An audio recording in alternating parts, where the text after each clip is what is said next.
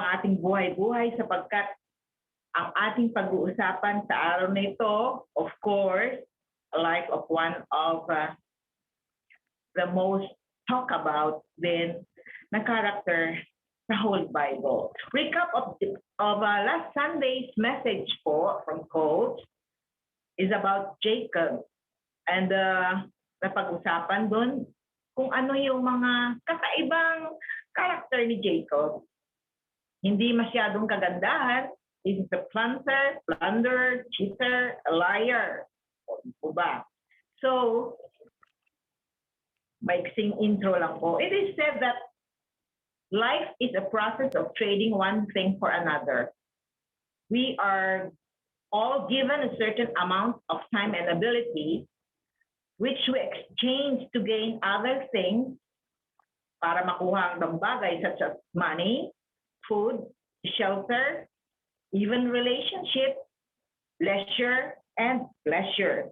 The scary thing is, it's easy to fritter away your life, my life, exchanging your life and time and abilities for things that really don't matter. Walang kabuluhan, walang kahalagaan, kumbaga, at all. And even worse is, it can cause you great harm and losses. Is it common sense like we usually say? Wherein ang katotohanan, the truth is, sense is not common. Sometimes, the bad bargain we make is so pivotal that it affects the rest of our lives, and even has the eternal consequences. Example, a man or a woman decides to trade family time for business success. He loses his family. Bad bargain, di po ba? A Christian leader declares or decides to exchange some of his or her time for earthly pleasures outside of marriage. It costs him or her the ministry, a lot of family pain, and greatly damages the cause of Christ. Really, really a bad bargain, di po ba? It costs more than it provides. We're about to talk about Jesus' life.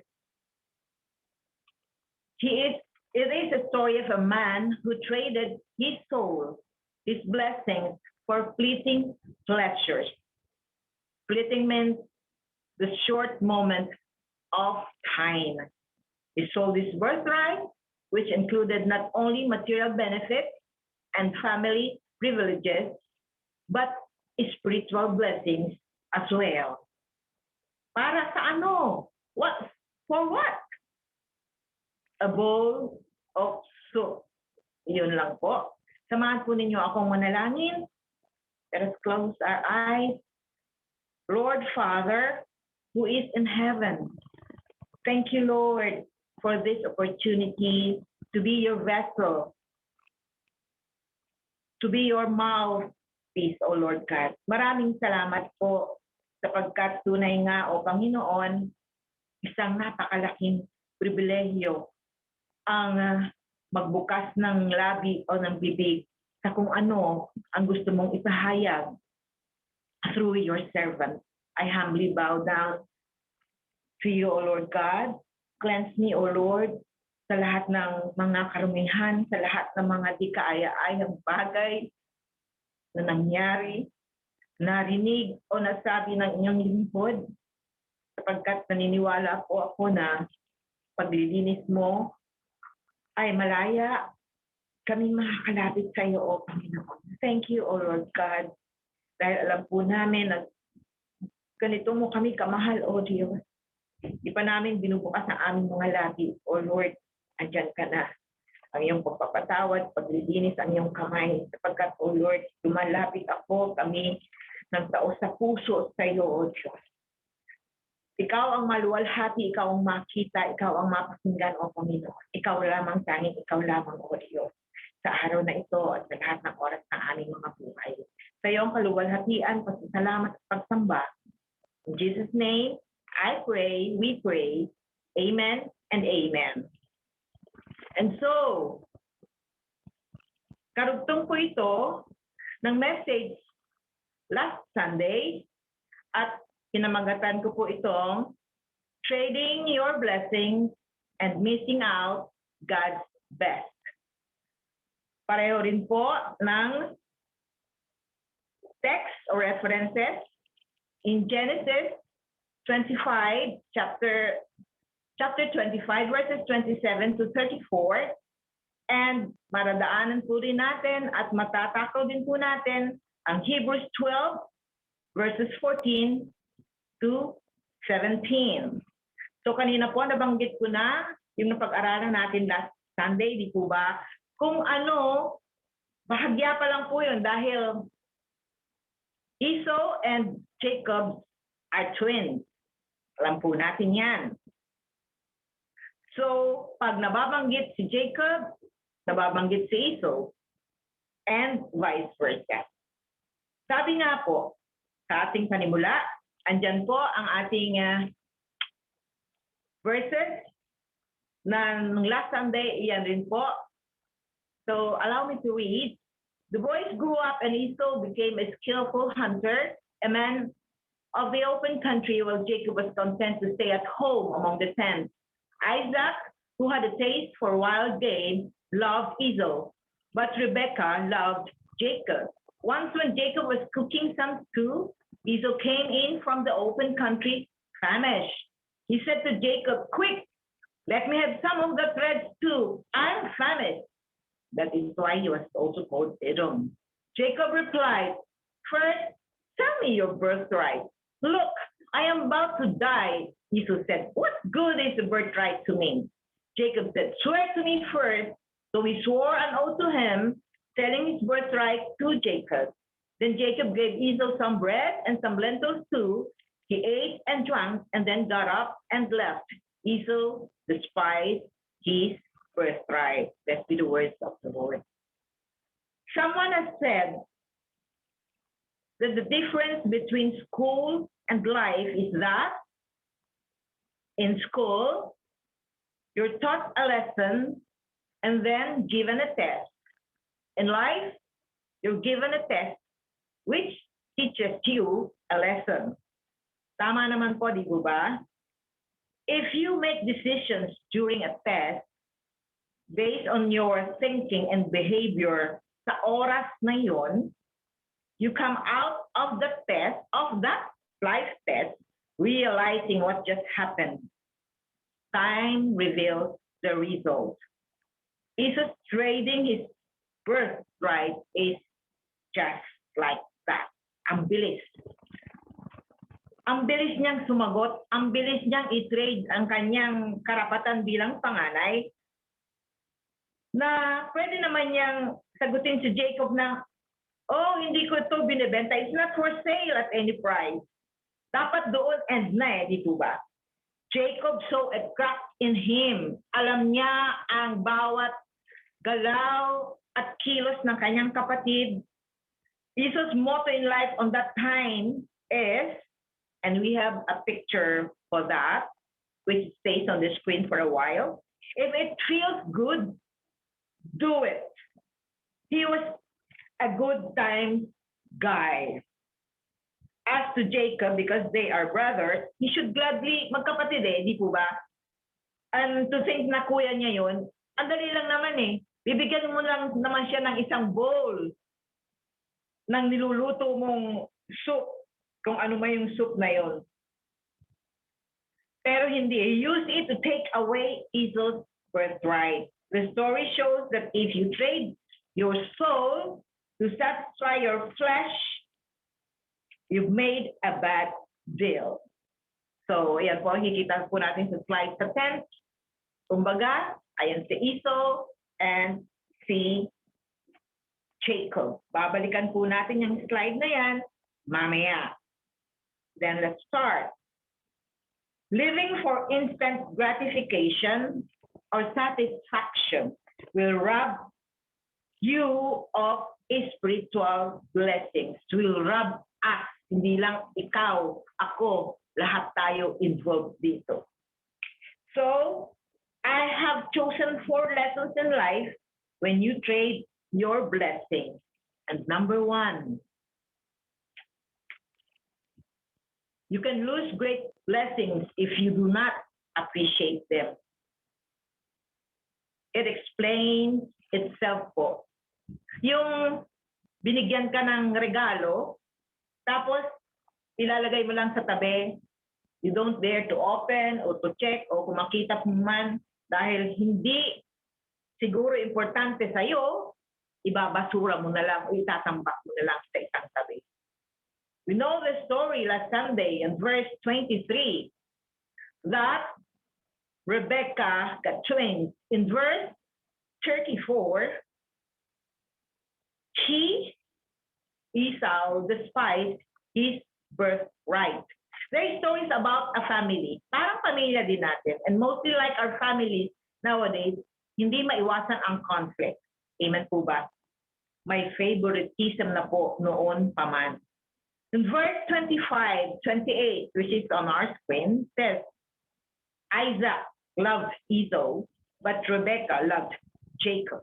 So dahil lang, ate yung dalawa, yung mag-asawa talaga,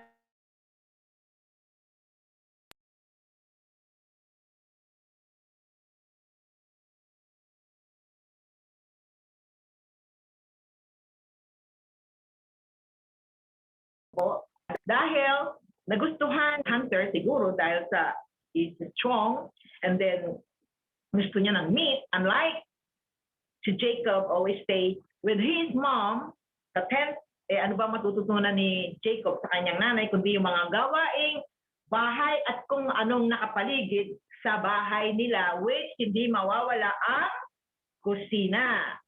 Yeah. Man of the field si Esau, homebody si Jacob. So, ordinary scenario, the twins, kasama ni Mommy, si Jacob, at lagi namang hinihintay from the field outside ni Isaac, si Esau. So, pansinin po natin yung ating picture kanina. Yung mag-anak, yung mag-asawa nasa loob ng tent. So, nakikita o natabunan si Isaac ng konti. Ayan. Hawak ni Jacob the bowl. Ando naman si Esau, pansinin, mabalahibo siya. At yung mag-asawa, look at the picture, how they demonstrate Rebecca, the mom, peeping out from the tent, and si Isaac, nakabaston kasi that time, he was already blind. And I've got two applications for this scenario. A, for us who are parents, for this pointer, we need to realize that our sin affects our children and we need to deal with that sin. Amen po ba? Hindi lang basta natin pababayaan kung ano man yung ating naging kasalanan. That's just the way I am. Hindi natin pwedeng sabihin ganun. Eto na ako tao ako Ako ang tatay, ako ang nanay, ako ang masusunod. Ako ang laging tama. Ako. Ako ang magulang. If we explode at our kids, we need to confess it to the Lord and ask forgiveness from our kids.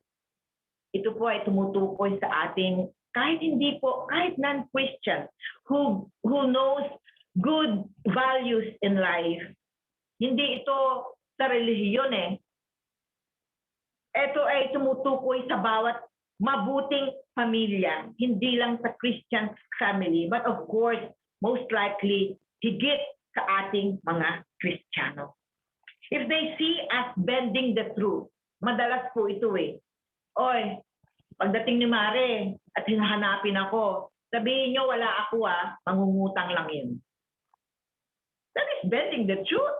You are there. They can see. Simpleng kasinungalingan, kalalakihan ng mga bata. Hindi po kagandahan yun. Hindi po ba? If they see us argue as a couple o nag-away sa harapan ng ating mga anak, they need to see us seek one another's forgiveness and talk it over with love and gentleness. Hindi po yung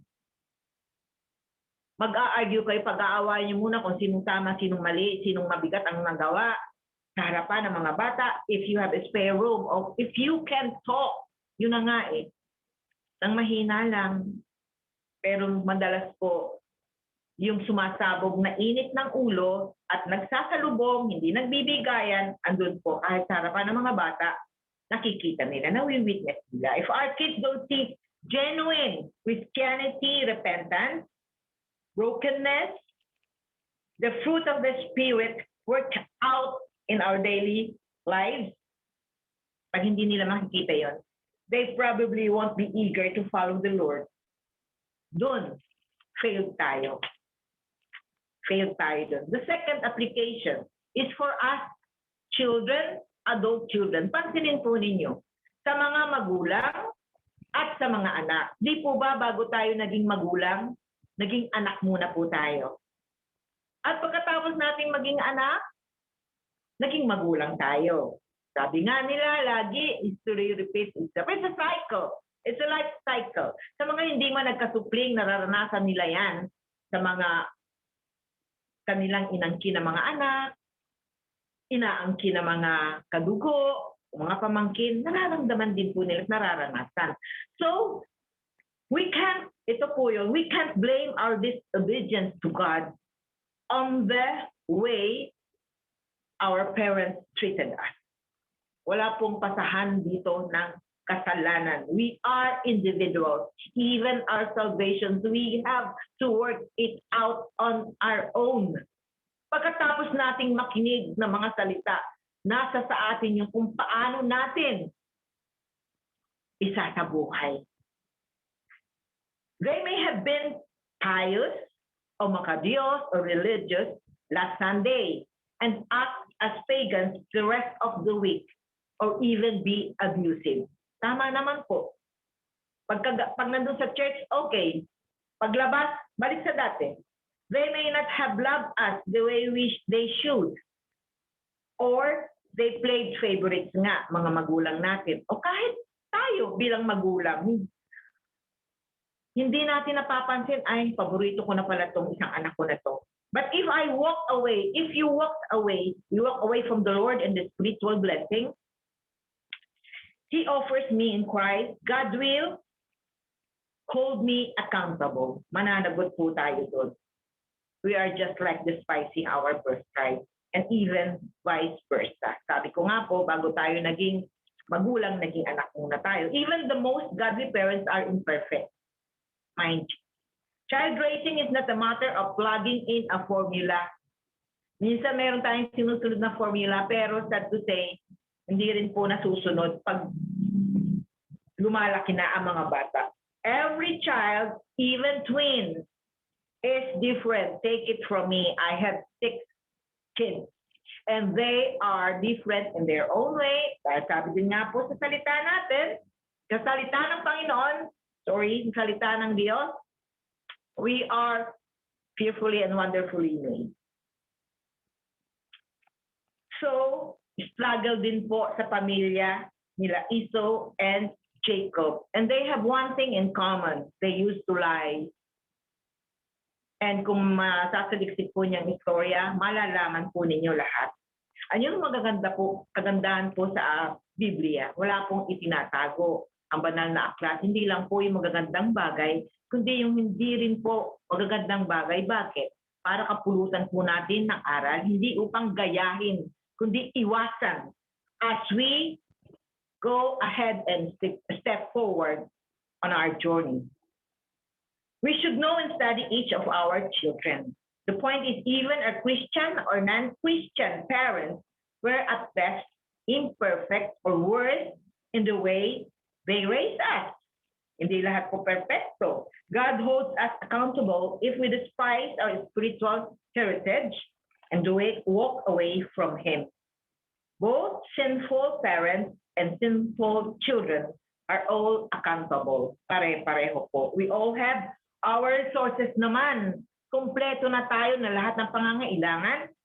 At kahit sa buhay spiritual natin, nandyan po yung ating ministry, andito yung aklat ng buhay, ang ating iglesia, ang ating mga elders and coaches, in life. But like Esau, we can forfeit all these spiritual blessings if we don't appreciate it, if we don't practice it. Amen po? Number 2, small choices can have drastic consequences. As I said, teachers, don't walk into a classroom na i-announce, oh, eto na yung pinakamalaking test ng buhay ninyo. Warning signs don't always flash. Madalas yan, surprise test. It may not seem like a big deal, parang wala lang, okay lang, carry, but it's a critical moment. And your decision can shape the rest of your life. Perhaps it's an offer from a friend, di po ba? Very subtle eh. Kung kumilos si kalaban to try drugs, oh, isang sip mo lang dyan, isang singhot mo lang dyan, ganun ba yun? Isang singhot mo lang. Perhaps it's an offer from a friend or your boyfriend or girlfriend na gawin yung mga bagay before marriage. Saglit lang naman yun. Magpapakasal din naman tayo. Magiging tayo rin naman. Why don't we do it ahead? Testingan, kumbaga. Or to cheat on your marriage if ikaw ay mayroon ng may bahay o mayroon ng katuwang sa buhay or a chance to make more money in a wrong way and kadalasan in a fast way. We need to decide quickly. Sa pagkakataon na yun, sa oras na yun, ayan na yung kaaway, sige, give in to God. And that is temptation, di ba? The decision you make may turn around and make or break you. Hindi po lahat ng desisyon laging ayon sa atin. Kung umayon man madalas sa atin, hindi sang-ayon sa kung ano man ang kagustuhan ng Diyos. Amen?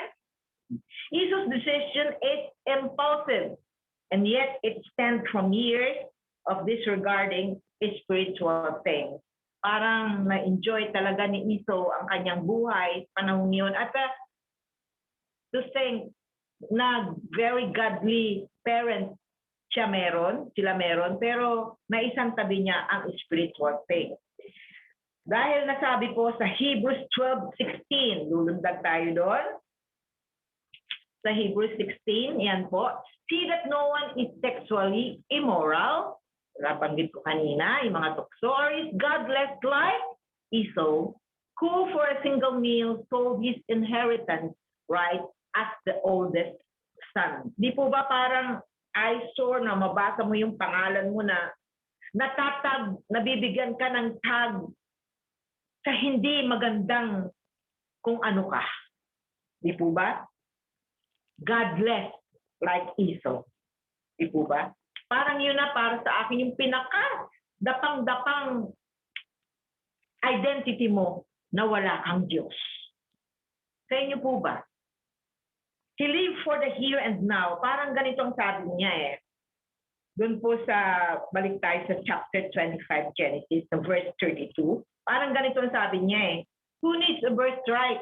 Sino bang may gusto niyang pagiging panganay na yan? Kung ako naman ay mamamatay sa gutom. Yung kung ano yung nararamdaman niya nung oras na yun. Most of the time, we thought of always meeting our needs. Yung kung ano yung kailangan natin.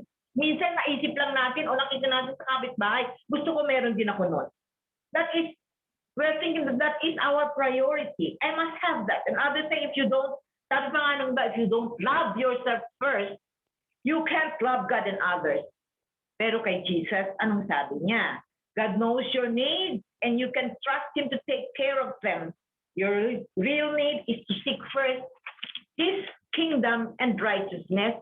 Yan po ay matatagpuan sa Matthew 6:31 to 33. Ilang beses po yan, hindi po pagkakataon na nire-remind tayo sa Bible study, maging sa Sunday services natin, sino ang isisik natin? Una sa lahat, ang Diyos. Amen. Ang nakakatakot about Esau's impulsive decision is the lasting consequences. Mahaba po yun. Dadako po tayo sa karugtong nung Hebrews 12:16-17. Afterward, as you know, when he wanted to inherit his blessing, he was rejected. Even though he sought the blessing with tears, he could not change what he had done. Huli na ang lahat. Kahit umiyak ka pa man dyan ng isang timba hanggang maging 1 gram, hindi mo na maibabalik kung ano yung ipinagpalit mo.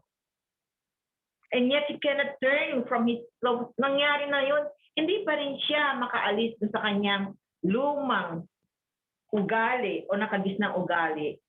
His selfish ways to God. He cannot turn from his selfish ways. He wanted what God would have given him. Ayaw naman niya kay God. Ayaw naman niya kay Lord. Ayaw niyang sumunod. He's not yielding to God. Some people think of God as a shopping mall. Yan po, naisip na example. But if you don't want the thing that you have bought, nung oras na parang akala mo yun ang gusto mo, babalik ka sa mall for a full refund. Hindi po ganon si Lord. Hindi po ganon ang Diyos. Like so we come to the place where we want God's blessing, but we can't yield our lives to God. Bakit ganon? Unfair para sa Diyos, di po ba? Gusto mo ng blessing? You have to work for it. Number 3. It's easy to mistake as essential that which really Esau thought that he needed food that time. That sounds like an essential need, but it's not. Isipin niyo kung bang isang napaka-team hunter na katulad niya. It was not mentioned kung how long siya nasa labas o nasa gubat hunting. At uuwi siyang gano'n na, may term doon sa Tagalog eh, yung gutom na gutom ka. His essential need is to seek God's purpose in his life first. Esau mistook as essential that which is really not. He thought of spiritual matters were nice. Naisip din niya yun for sure, but not necessary for Esau on that time. So he traded his soul for a bowl of soup. Andyan po yung picture. Ito pong lentil soup. Ito po yung kamag-anak gisantes ng peas at munggo. Ayan po. Yung sa baba, yung red, yun po ang binabanggit na niluto ni Jacob. Yun po ay madalas din po nating natitikman kung mahilig kayong kumain ng roti canay, roti kosong at hihingi kayo ng dip na dal, yan po ang pinaka-base noon. Yang red na yan. And how we cook it, napaka-simple po, pero na-elaborate na rin ng ibang chef. You have to boil and make soft the lentil soup. Ayan po, nasa picture. And haluan lang ng bawang, ng sibuyas, at ng coating salt and pepper, garnish with fresh basil. O ngayon, nilalagyan na nila ng meat. Yun po. Bakit ba ganun kasarap yun? Hindi po rin natin alam. Dahil recipe yun ni Jacob. Remember, he used to stay with his mom. Kakaila, minsan yung nanay, siguro niluluto, lagi siyang nakatanod, kaya natutunan niya yung recipe rin na gustong-gusto ng kanyang tatay later on at ng kung sino mang makalanghap ng soup na yon. So yun po, lentil belongs to Legion family, ito ng gulay. Ayun po, so nakita na po natin yan at nalaman kung anong klase. Sasabihin natin, ano ba yan? Munggo lang pala yun eh.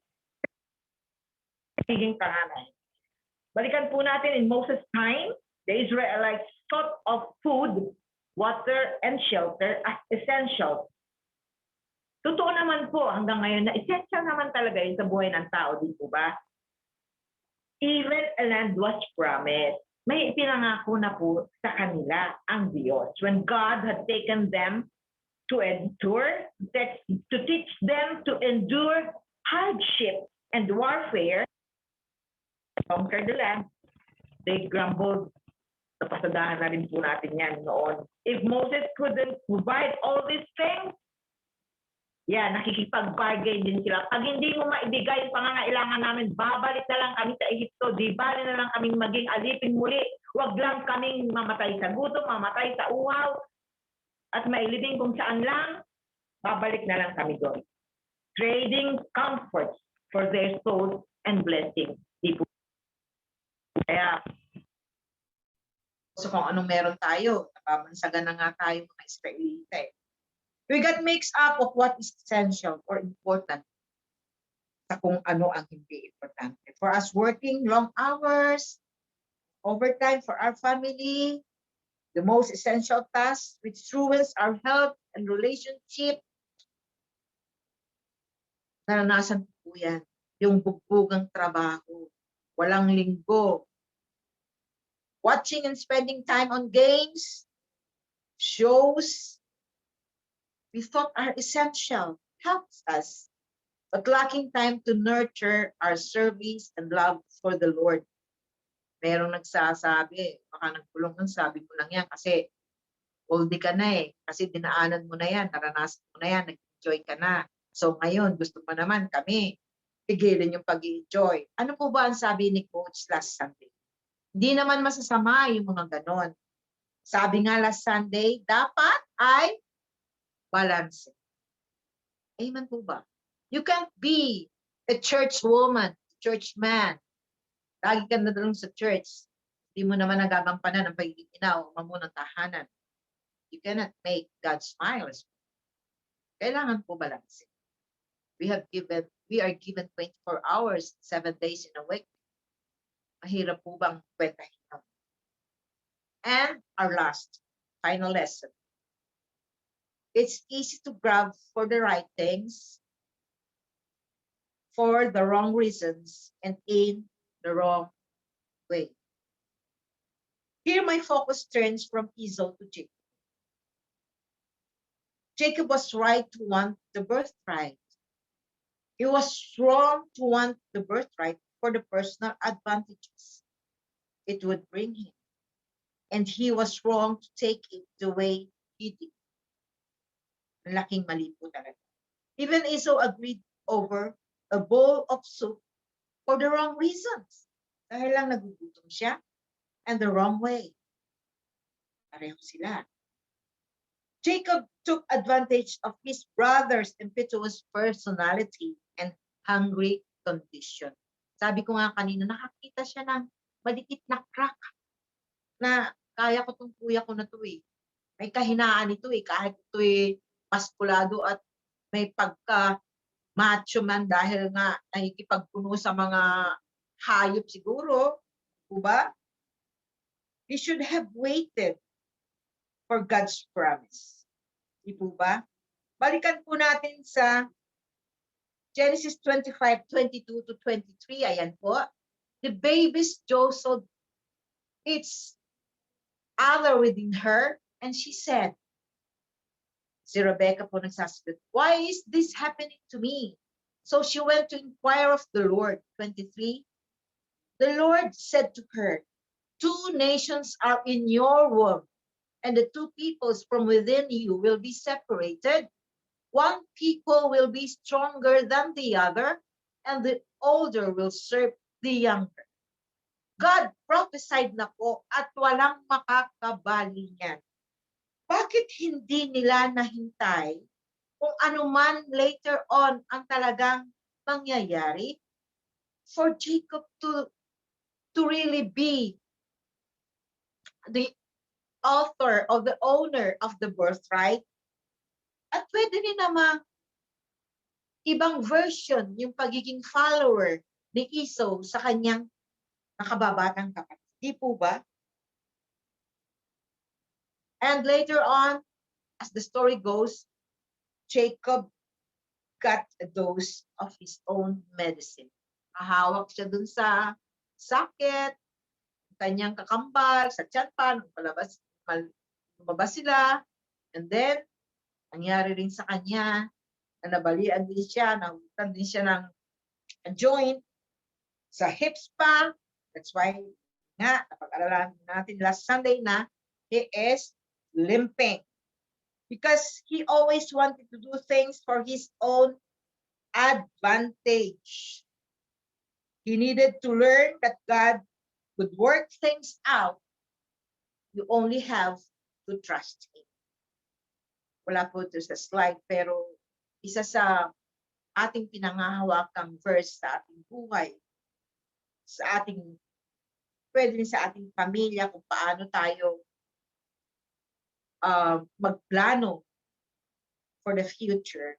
Sabi nga sa Jeremiah 29:11, and everyone knows and love this verse, for I know the plans I have for you, declares the Lord. What?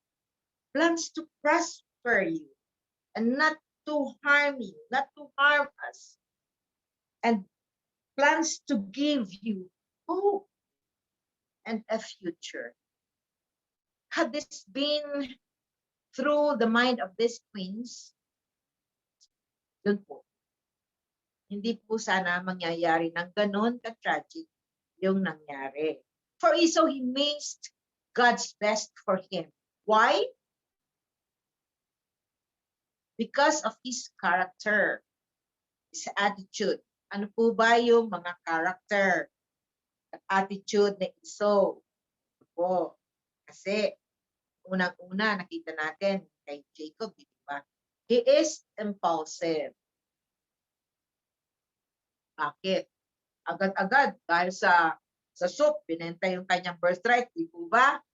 Kaya po, naalala ko sa Sunday school, pag arroz caldo ang inihahain at may isa o dalawang bata na nakikipag-agawan sa lugaw, natawag po sila noon sa Tagalog, ay, andyan na naman si Isaw Lugaw. So don't be like that. Lives and enjoys the moment. Ganun din po. Kung ano yung andyan ngayon, grab it. Ganun siya. Siya ay selfish. Sarili lang niya kanyang inaalala. And unrepentant. He never says sorry or forgive. Ano po na Genesis 27:30-40? Ito alam po, malapit na tayo tapos. Andyan po ba? Genesis 27:30-40. 27:30-40. Ang sabi po dito, matapos igawad ni Isaac ang kanyang basbas, umalis si Jacob. Siya naman pagdating ni Esau na may dalang isa, niluto niya ito ng masarap at dinala sa ama. Sinabi niya, paupo kayo ama at kanin ninyo ang dala kong pagkain upang ako'y inyong mabasbasan. Sino ka ba? Tanong ni Isaac. Si Esau po ang iyong panganay. Tugon naman niya. Nanginig ang buong katawan ni Isaac. Wika niya, kung gayoy sino ang naunang nagdala sa akin ng pagkain, katatapos ko lang kumain ng ikay dumating, binindisyonan ko siya at tataglayan niyon magpakailanman. Magulgo ng iyak si Esau nang marinig ito at nagsumamo. Bendisyonan din ninyo ako, ama. Showing he is impulsive. Hanggang sa oras na yon, di po ba? Ngunit sinabi ni Isaac, nilinlang ako ng iyong kapatid, kaya nakuha niya ang bendisyon ko para sa iyo. Pangalawa na itong pang-aagaw niya sa akin, wika ni Esau. Kaya pala, Jacob ang kanyang pangalan. Kinuha na niya ang aking karapatan bilang panganay, at ngayon inagaw pa rin niya ang aking bendisyon. Wala ba kayong nalalabing bendisyon para sa akin? Wala na akong magagawa, anak, wika ni Isaac. Siya ay Panginoon mo na ngayon. Ginawa ko ng alipin niya ang kanyang mga kamag-anak. Ibinigay ko na sa kanya ang kasaganaan sa pagkain at inumin. Kaya wala nang nalalabi para sa iyo. Ngunit patuloy na nagsumamo sa kanyang ama si Esau.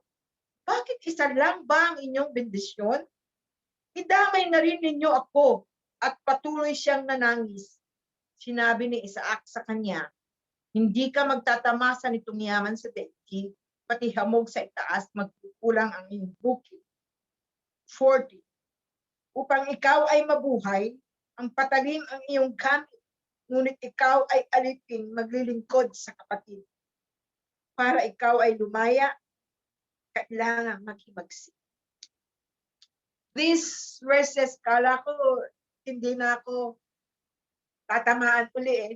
Kasi nung ginagawa ko ang mensaheng ito, bilang magulang, bilang anak, naramdaman ko po ang senaryo ito ni Isaac at ni Esau.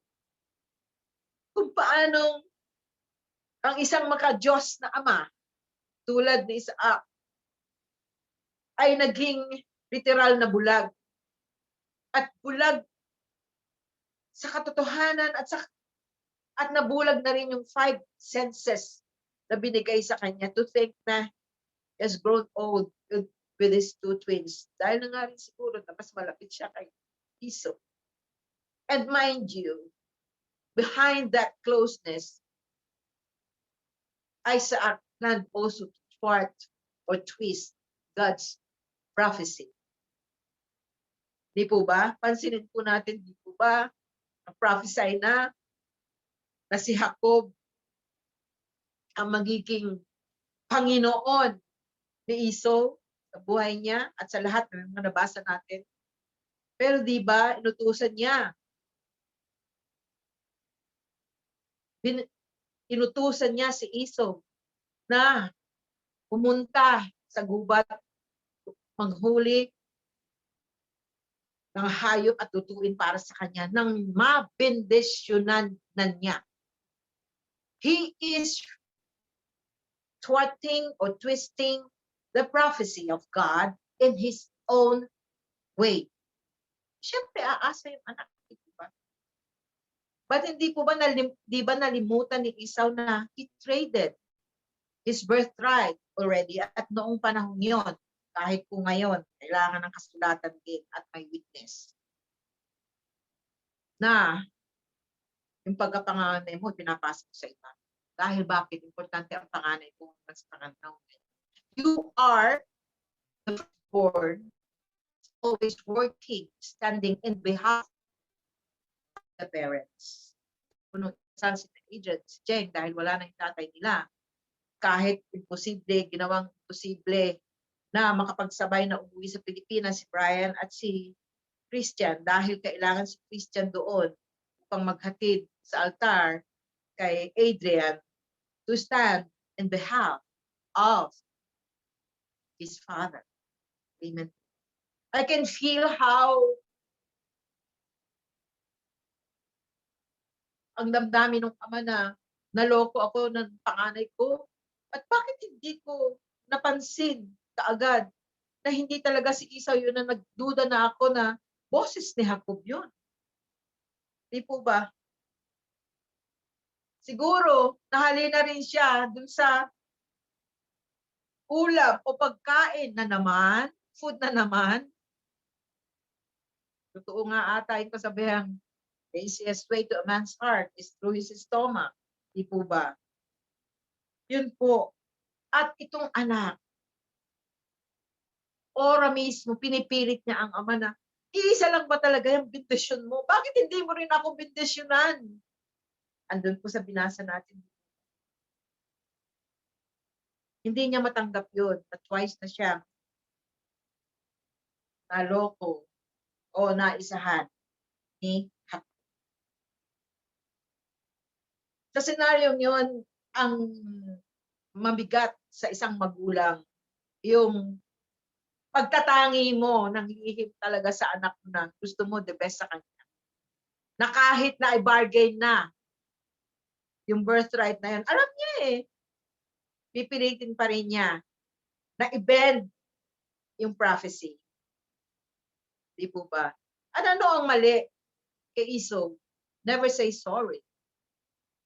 Basta ang ginigiit niya, bendisyonan niyo ko. Iisa lang ba yan? Ganito, yung galit niya, yung anger niya, yung paghihimutok niya. Oo nga, umiiyak siya, hindi sa pagsisisi. Kundi sa galit, sa hinanakit. Sobrang galit. At sa pagpumilit niya sa kanyang ama, na blessed din siya. Napakahirap po nun, di po ba? Sa isang magulang na, di po ba ako panganay, dapat sa akin yung masanas eh, ba't binigay niyo sa pangalawa? Wala na po bang ibang mansanas diyan? Sasabihin mo, wala eh, saging na lang nandito anak eh. Naibigay ko na sa kuya mo o sa ate mo. Eto na sa'yo. Nasa pagpapalaki din po daw yun. Di po ba, natakan natin kanina na isang magulang, dapat kilala mo ang bawat anak. May magtatanong siguro diyan o may nagtanong na, alam naman ko eh, ako ang anak ko 6. Napag-aralan ko as they grow, kasi sunod-sunod po yung 4 na lalaki. And after 8 years, saka nasundan si Daniel po, si Christian, si Brian, si Adrian, si Daniel Joseph. After 8 years, nagkaroon ako ng isang miscarriage pa yun ha. After 8 years, dumating si Paul Japhet. And after him is si Christian. Iisa ang magulang, isa ang ama, isa ang ina. Totoo po na meron silang iba-ibang ugali. Mabait naman po sila lahat. Pero mapapansin ng magulang na meron silang kanya-kanyang paboritong pagkain, paboritong gawin. Ang mga moods nila iba rin. So sa 6 na yun, kailangan i-master ko o kung hindi man, malaman ko kung ano yung kanilang best time and down times, kung ano yung gusto nila. Kaya pag pagluluto po ng ulam, kung si Christian hindi siya pwede masyado sa sobrang seafood kasi nakalakihan na siya, may allergy siya. So, hindi po kailangan masyadong maraming hipon sa munggo o yung ano na lang isasahog. Then kailangan yung fish eh, hindi malansa, so may galunggong. Kailangan hugasan no, pa natutunan paano linisin yung mga isda para hindi masyadong malansa. And then, yung inalam ko kung ano yung pwedeng food na hindi naman so lavish na pwedeng kainin ng lahat. Ganun po, kasi kailangan din po, very tight budget tayo. Nasa Pilipinas. So, hindi po dahil gusto nila ay laging nating ibibigay. Dahil pampering na po yun. Pwedeng patikimin pero hindi yung laging andiyan. At hindi po nila natutunan talaga yun sa totoo lang. Yung kumain ng processed food lagi. Sardinas yun. Pero nauso na yung mga sausages, hindi po. Kasi pinag-aralan ko po rin gumawa ng kung paano yung mga pagkain na yun ginagawa. Kung hindi ko mabibili sa palengke, kailangan mayroon akong on hand sa kusina ko. Ganun po. Napapag-aralan naman po. Kasi paano kung mag-serve ka ng puro hipon dyan kung isang anak mo naman ay hospital dahil sa allergy? Di po ba? Ang kanilang mga temper, alam din natin. Dapat alamin natin. Para po walang masyadong conflict. We are not perfect godly parents, mind you. Sinabi ko kanina. Di po ba? At hindi rin ako nagsasalita dahil napakagaling kong nanay. No. I'm also like most of you. And doon sa mga kasalanan na nabanggit kanina, naging kasalanan ko rin po yun. Na matagal ko rin pong dinala at pinagsisihan later. Kailangan po, pag nakipag-covenant tayo kay Lord, hindi mo na babalikan yung lahat ng yun eh. Yung nagpasaya para sa'yo na akala mo essential, yung nabanggit na pag-usapan natin kanina. Pero hindi. That is the spirit of Esau in us na kailangang maalis natin. Si Jacob, ang dami ng panluloko. Pero at the end of the story, and kahit sa Biblia, nababanggit na minahal siya ng Panginoon. Minahal siya ng Diyos. At kahit sa ating prayer, to the God of Abraham, Isaac, and Jacob, nabanggit ba si Esau? Hindi. Why? Dahil ilang beses kahit sa Malakay, nabanggit dito ba? Ungodly Esau. Di po ba? Hindi niya nabawi yun. Although, wag naman nating masyadong dibdibin o dalahin. Dahil sabi ko nga, ang Biblia hindi tinatago kung anumang kasamaan o hindi kagandahang mga karakter ng mga tao. Hindi upang gayahin natin na, ay, pwede palang mag-asawa ng 4, ng 5, ay, pwede palang patayin ng kapatid, pwede palang ganun. Hindi po. Binigyan tayo ni Lord ng wisdom.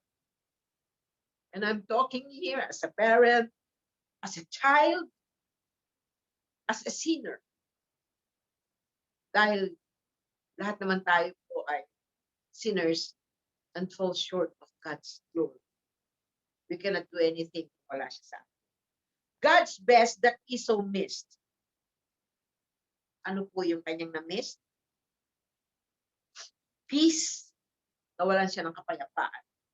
Seeing God's holiness, God's grace, and God's love.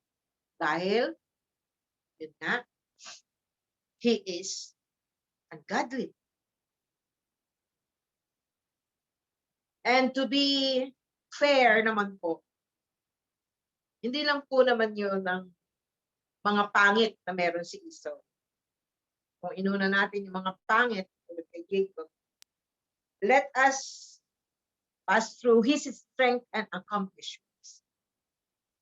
Pinahuli ko po ito eh. Esau is, as we have all know, known for his archery skills. Dahil dun sa scenario na yun sa buhay niya, naging ancestor of the Edomites. Pinangalan po sa kanya Edom din. And able to, eto po. Ganun ba kasama o kapangit ang buhay ni Esau? Able to forgive after explosive anger. To turn ahead to Genesis 33, 1 to 11. Pero homework po ninyo, ayan. Maliliit po, marami. Ayan po yung scenario na yan. May time pa naman po tayong basahin. Ano po yung nakikita natin dyan? Yung capture po yan, I put a caption on that image. The meet-up. Di po ba? I-fast forward natin yung istorya na natakot si Jacob. Eto na naman si Ina na before that siguro kaya nga, hindi siguro, tawag na ungodly talaga itong si Esau.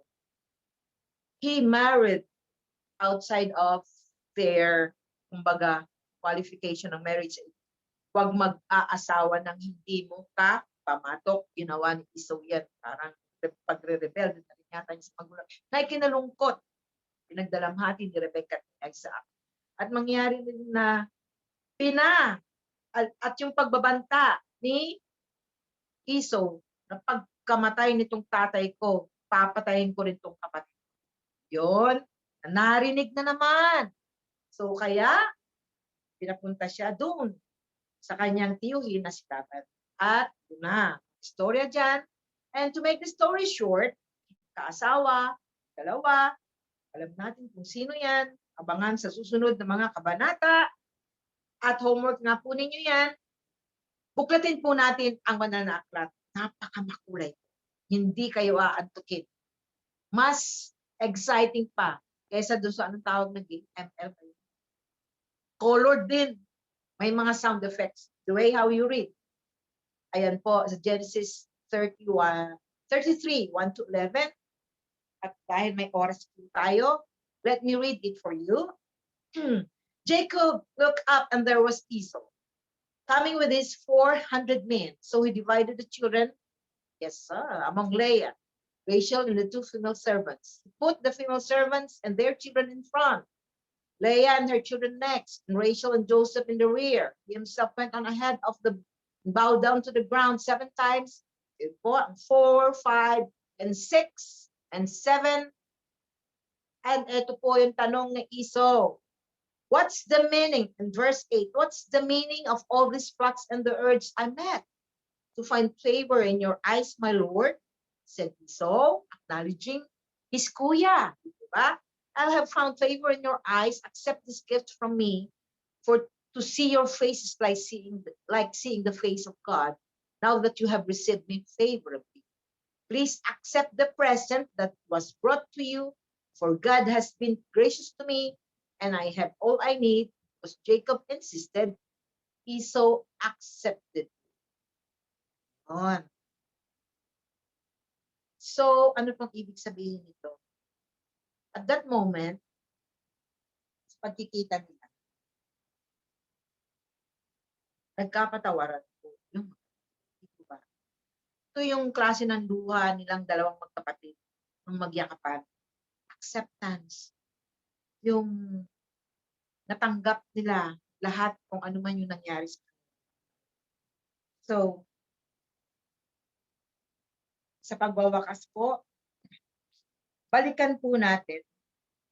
Ito pong iiwan ng verse sa inyo na ating pong natakan na rin kanina. Hebrews 12:14-17, which explains also what Esau really missed in his life. From Esau's life, we have learned a lot.